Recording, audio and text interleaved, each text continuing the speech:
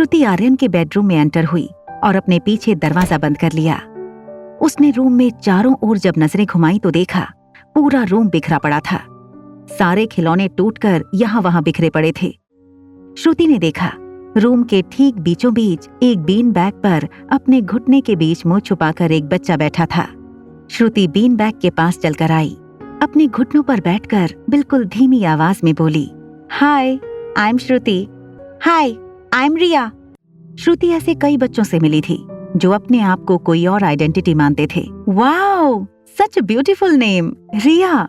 Do you know, school में मेरी best friend का नाम भी रिया था। वो बिल्कुल तुम्हारी जैसी थी, just like a little princess. Shruti के मुंह से रिया नाम सुनते ही रिया को इस बात का एहसास हुआ कि अपना नाम रिया बताकर उसने बहुत बड़ी गलती कर दी थी। रिया? कौन रिया? मेरा नाम तो आर्यन है। ओह आई सी, मैंने शायद गलत सुना। आंटी आप कौन हो और आप मेरे बेडरूम में क्या कर रही हो? मैं रोहित की दोस्त हूँ, यहाँ रोहित को मिलने आई थी, मगर वो किसी काम से बाहर गए हैं, तो सोचा जब तक उनकी वेट कर रही हूँ तब तक क्यों ना तुमसे जान पहचान कर लूं। ये बात सुनते ही रिया के चेहरे के एक्सप्रेशन बदल गए।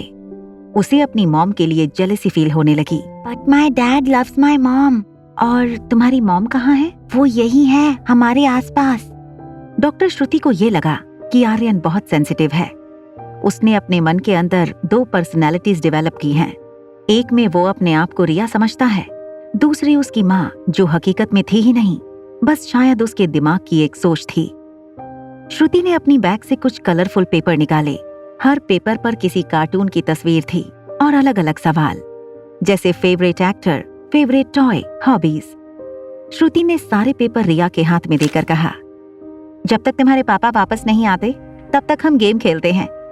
इन पेपर पर जो भी सवाल लिखे हैं उनका तुम्हें दिल से आंसर करना है। Life Care hospital.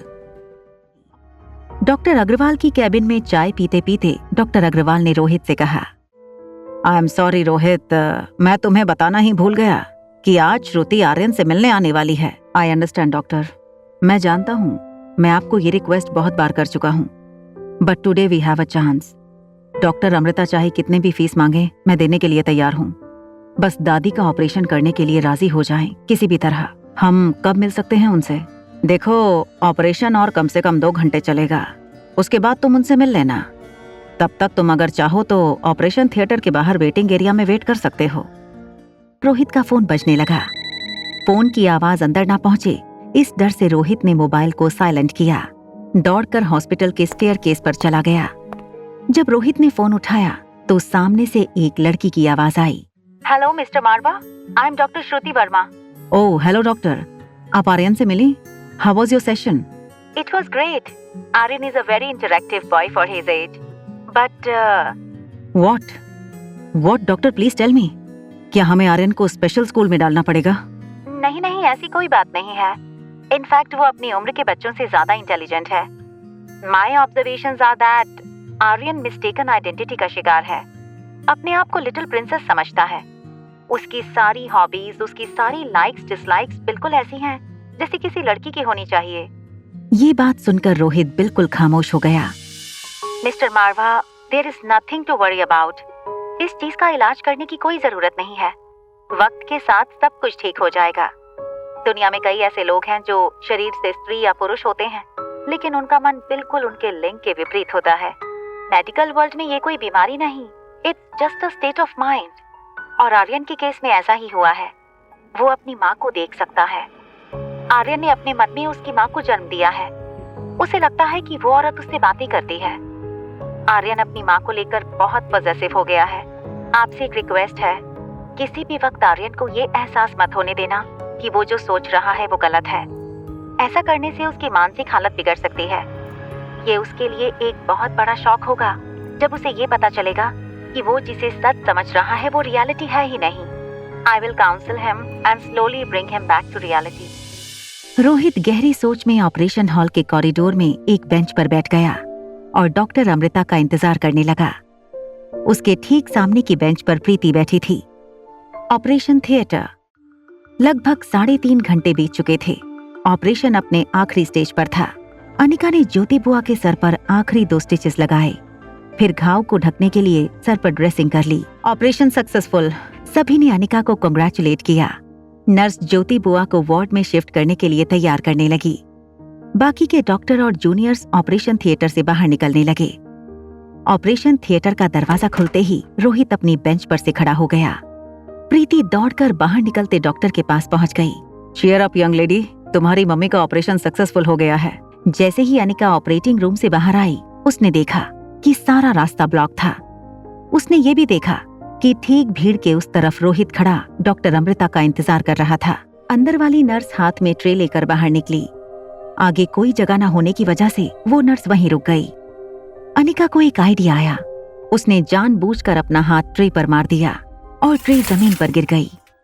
आगे खड़े लोग थोड़ा हड़बड़ा गए और एक जूनियर डॉक्टर ने नर्स से कहा, आज क्या हो गया है तुम्हें? ये तुम्हारे हाथ में ट्रे टिकी नहीं रही। मौका देखकर अनिका बगल वाली कैबिन में जल्दी से चली गई। कैबिन में जाकर वो अपनी पीपीई किट उतारने लगी। उसने जल्दी ही पीपीई किट उतारकर अपनी पर्स कंधे पर टांगी और फिर से बाहर जाने के लिए मुड़ी। उसने देखा कि बिल्कुल सामने प्रीति खड़ी थी।